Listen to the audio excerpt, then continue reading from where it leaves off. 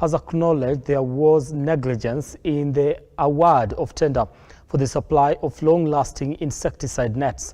Now, the authority, while appearing before the Senate Health Committee chaired by Uasin Gishu Senator Jackson Mandago, claimed that the Global Fund had awarded the two farms that had failed the bidding process with a 3.7 billion shillings tender.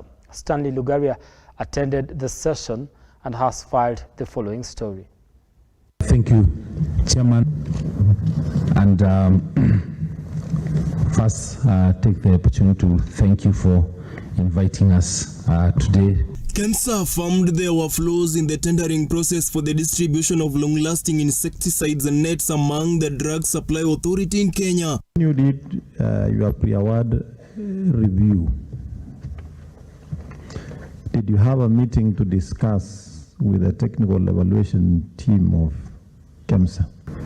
So I wanted to respond in terms of the technical evaluation of the polyethylene nets bids.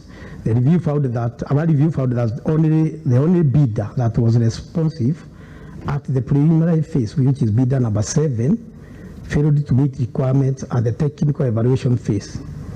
And the Technical Evaluation Committee itself had correctly noted that bidder 7 provided a product that is not WHO or World Health Organization pre-qualified, which is a requirement. It is not registered with Pest Control Board, Products Board. So ideally should not have proceeded. The officials appearing before the Senate Committee on the Health led by Uasin Gishu Senator Jackson Mandago had a difficult time explaining to the committee how the process of granting two companies the 3.7 billion shillings bid, even after the said companies failed in the shortlisting process for the award of the tender by Global Fund. You are asking us to refer to Global Fund pre-award report. Yeah. Yes. Are you telling us that your position is the position of Global Fund? That's correct. And as you know, as the CEO came after this whole matter had been and our submissions as such. From KEMSA hereby. Chairman, so are you saying what you are going to submit you are not? Because I can see you are backed up by a team that has been in KEMSA for years. Yes, that's what I said, just the CEO and the board. But and, the team, you cannot inherit only assets, you must also inherit liabilities and problems. So please proceed knowingly that you are squarely responsible as a board and the CEO and the management.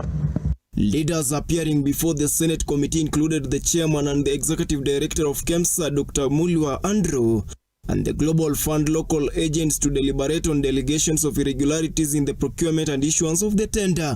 Because in the earlier submissions that were submitted by KEMSA, that has been the norm of decision making on that matter. So did you meet the technical team to discuss your findings before the decision was reached to move the procurement?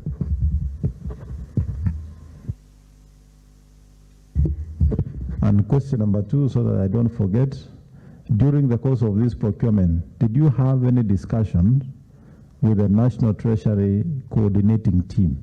The committee has castigated KEMSA for entrusting the procurement office with the role to communicate directly with the offices of the Global Fund in Geneva, terming it an irregularity that should be rectified.